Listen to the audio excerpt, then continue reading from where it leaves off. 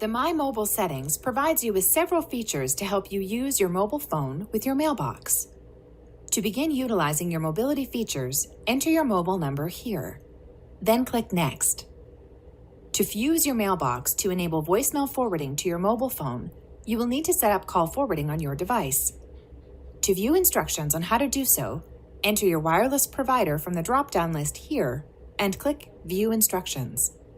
To send text messages to your mobile device when you receive a new message, check this box. To skip accessing your voicemail device with a PIN code, check this box. To enable voicemail messages to play automatically when you dial into your voicemail box, check this box. To enable fax messages to play automatically when accessing your messages, check this box. The voicemail playback dropdown gives you options to either view details of the message, like the caller ID information and date and time of the message, plus the message itself, view the messages only, or view the call details only. Select your preference and click Save Settings when you're done.